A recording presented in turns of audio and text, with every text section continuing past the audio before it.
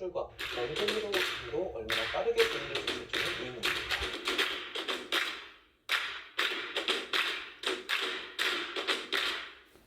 Aggressive growing in the global private lending market, which has been considered an impregnable fortress for the past 2 years.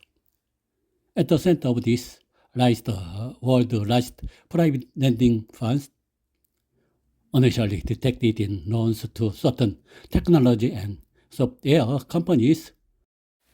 Warning signs are now spreading to funds based on consumer and small business loans, leading to reduction restrictions as the confidence in the private lending market as a whole wavers. Non-bank financial institutions, NBFIs, which have rapidly expanded their scale, are now being put to the test. Private lending is a structure in which investors, rather than banks, directly supply funds to companies and other entities. Non-bank financial institutions, such as private equity funds, asset management companies, insurance companies, and hedge funds, play a leading role. While formerly known as shadow banking, they have been referred to as non-bank financial institutions since 2018.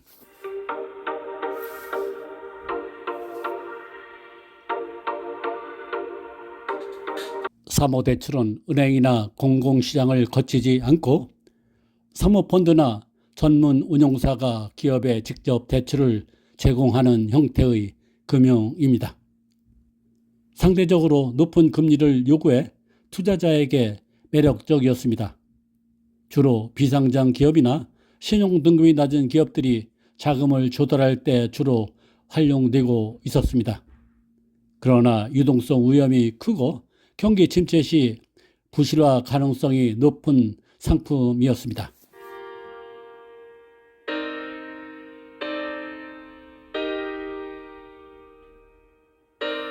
블랙스톤의 대표 사모펀드 BCRED는 2월에 설정 이후 처음으로 장기 흑자 기록이 깨졌습니다. 이는 1조 8천억 달러 약 2,710조 원짜리 시장 전체에 들이온 구조적 위기의 소막으로 보입니다. 7억 달러 환매 요청에 사죄까지 털었습니다.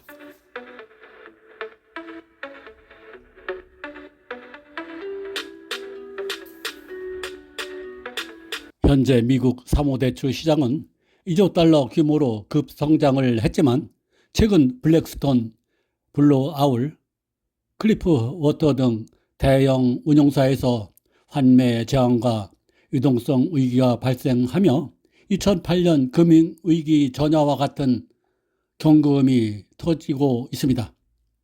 사모대출은 은행 규제를 피한 대체 자금 조달 수단으로 성장을 했지만 불투명성과 레버리지 확대가 금융 안정성에 잠재적 위험으로 작용하고 있었습니다. 국내 시장도 17조 원 이상의 사모대출에 쏠려 있어 유가, 환율, 글로벌 불안이 겹친 트리플 리스크 국면에서 충격전이 가능성이 있습니다. 연기금, 공제, 증권사 등 주요 기관이 자산의 25% 이상을 사모대출에 투자한 상황에서 대규모 부실 발생 시 금융시장 전반으로 충격이 확산될 수 있습니다.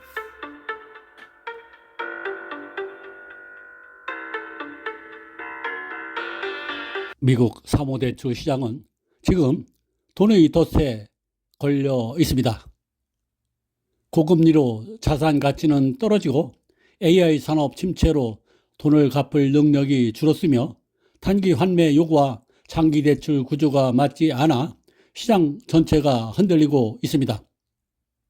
투자자들은 당장 돈을 돌려달라 요구하는데 대출은 장기라서 맞춰줄 수 없는 상황입니다. 쉽게 말해 빌려준 돈은 빨리 돌려달라는 투자자들은 늘어나는데 대출은 장기라서 당장 돈을 내줄 수 없는 상황입니다. 이 불일치가 결국 시장 전체를 위기로 몰아넣고 있습니다. 여기에 금리 인상 조짐으로 돈값은 비싸지고 AI 산업까지 주춤하면서 돈을 갚을 기업도 줄어들다 보니 시장이 꽉 막혀버린 겁니다. 2008년 금융위기를 떠올리게 하는 장면, 지금 다시 펼쳐지고 있습니다.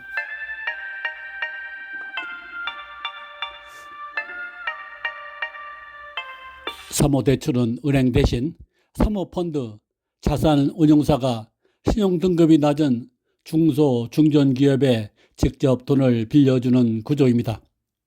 사모대출은 블랙스톤, 블랙록, 모건 스탠리 캐피털, 클리프워터 등 사모펀드 자산운용사가 주로 신용등급이 낮은 중소, 중견기업, 즉 미들마켓에 대출해주는 시장입니다.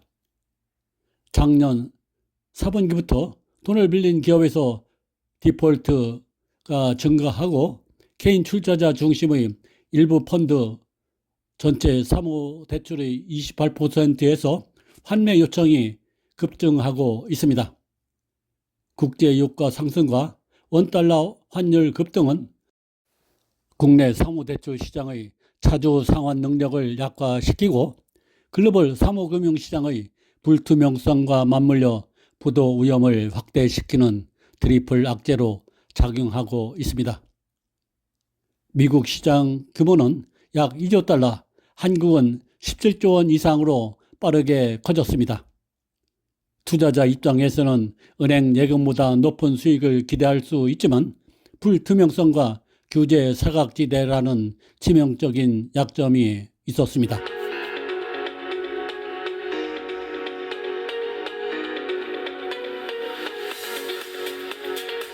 2026년 2월 블루아울 캐피털은 OBDC2 펀드 환매를 제안했습니다. 블랙스톤 대표 펀드 BCRED에서는 38억 달러, 약 5.6조 원 규모 환매 요청이 몰렸습니다. 클리프워터 블랙록 자회사 HPS도 환매 제안을 걸며 유동성 위기 조짐이 뚜렷해지고 있습니다. 특히 AI 혁신으로 기존 소프트웨어 기업들의 수익 모델이 흔들리면서 이들의 대출해준 사모펀드 부실 위험이 커지고 있습니다.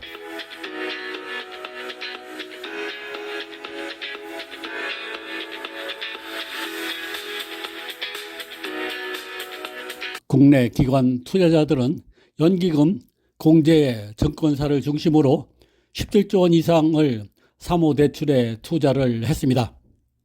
문제는 최근 국제유가가 배럴당 100달러를 돌파하고 원달러 환율이 1,500원을 넘어서면서 기업들의 상환 능력이 급격히 약화되고 있다는 점입니다. 제조, 운송, 에너지 집약 산업은 비용 부담이 커지고 달러 표시 부채를 가진 기업은 상환 압박이 커져 부도 위험이 확대되고 있습니다.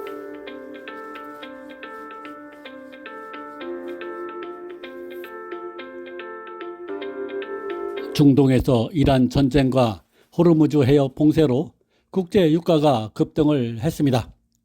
이는 글로벌 인플레이션 압력을 높이고 미국 연준의 금리 인하 기대를 약화시키며 오히려 금리 인상 가능성을 키우고 있습니다. 결국 미국발 사모대출 위기가 신흥국과 한국으로 전이될 가능성이 커지고 있습니다.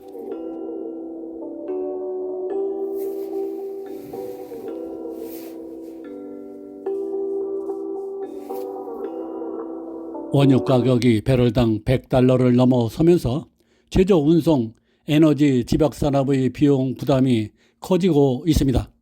이는 차주의 영업이익을 축소시켜 사모대출 상환 능력에 직접적 압력을 가할 수 있습니다.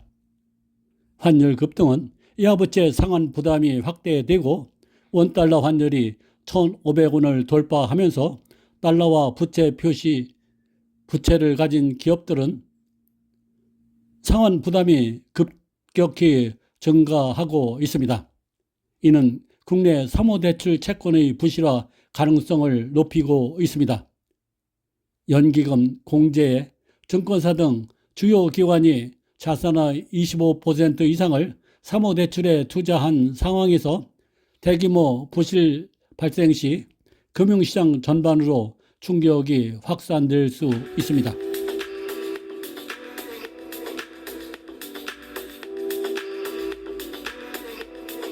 이란 전쟁과 호르무즈 해협 봉쇄로 국제 유가가 급등하여 글로벌 인플레이션 압력이 확대되고 있습니다. 이는 미국 연준의 금리 인하 기대를 약화시키고 오히려 금리 인상 가능성을 높이고 있습니다. 미국은 약 1.8조 달러 규모의 사모대출 시장에서 환매 요청이 급증하며 유동성 위기 조짐이 나타나고 있습니다. 이는 신흥국 및 한국 시장에도 전이될 수 있습니다.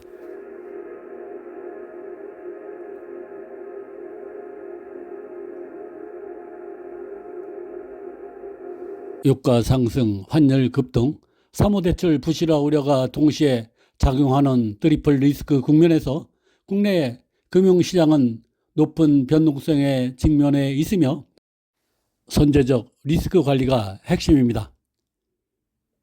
국제 유가 상승과 원달러 환율 급등은 국내 사모대출 시장의 자주 상환 능력을 약화시키고 글로벌 사모 신용 시장의 불투명성과 맞물려 부도 위험을 확대시키는 트리플 악재로 작용하고 있습니다.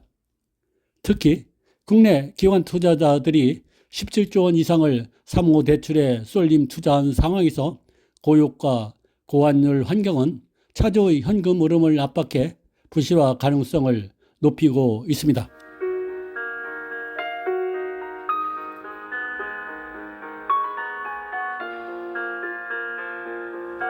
국내 투자자들은 유가, 환율 변동성이 차주의 현금 흐름을 압박해 부실화 가능성을 높이므로 기관 투자자들은 포트폴리오 다변화와 리스크 관리 강화가 필요합니다. 글로벌 투자자들은 지정학 리스크와 금리 정책 변화가 사모대출 시장의 유동성 위기를 촉발할 수 있어 환매 요청 증가와 레버리지 구조에 주의해야 합니다. 한국은행과 금융당국은 고유가 고환율 환경에서 금리 정책과 애완시장 안정화 조치를 병행해야 하며 사모대출 투자에 대한 모니터링을 강화할 필요가 있습니다.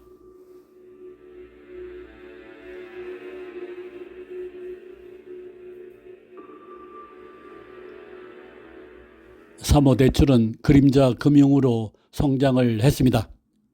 대출 금리와 담보, 차입자 정보 등이 공개되지 않습니다. 자산 가치도 운용사가 자체 평가에 부실이 즉각 드러나지 않습니다. 한쪽에서 문제가 생겨 다른 자산을 매도해 해결해야 하는 상황이 되풀이되면 자본시장의 유동성이 경색될 우려가 있습니다.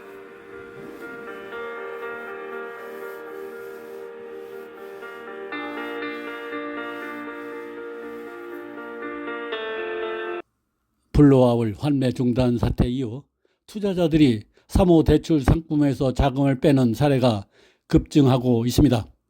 한국은 사모대출 시장의 큰손입니다. 보험사, 증권사뿐만 아니라 국민연금 등 연기금까지 이 상품에 투자를 했습니다. 보험사와 증권사, 연기금 등 LP가 주축이 돼 사모대출 상품을 소화했습니다. 특히 보험사들이 공격적으로 움직였습니다. 사모대출은 자산운용사가 기업에 자금을 직접 빌려주는 상품으로 투자 기간이 길다는 특징이 있습니다. 만기가 긴 상품을 판매하는 생명보험사와 잘 맞습니다. 삼성생명은 대체 투자의 일환으로 사모대출에 소량 투자하고 있습니다.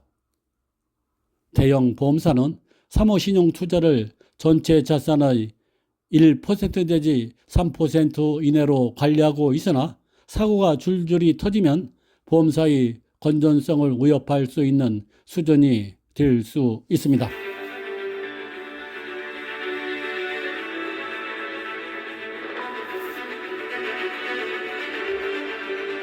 블루아울 등 일부 펀드가 환매 제한을 선언한 후 국내에선 사모대출의 위험성에 대한 재평가가 이루어지기 시작을 했습니다.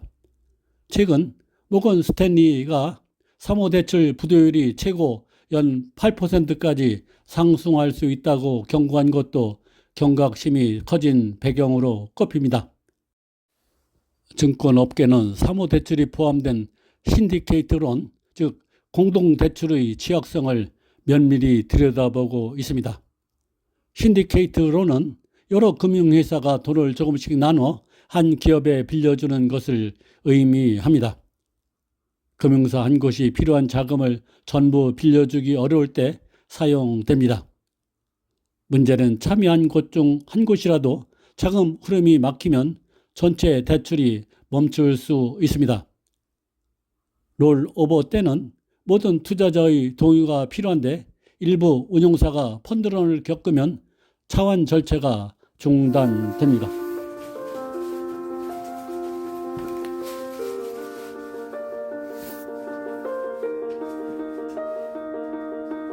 결론적으로 지금은 유가 상승, 환율 급등, 사모대출 부실화라는 트리플 리스크 국면입니다. 국내 금융시장은 높은 변동성에 직면해 있고 선제적 리스크 관리가 핵심입니다. 여러분은 이런 사모대출 불안 사태가 2008년 금융위기와 얼마나 닮았다고 생각을 하십니까? 댓글로 의견을 남겨주시기 바랍니다.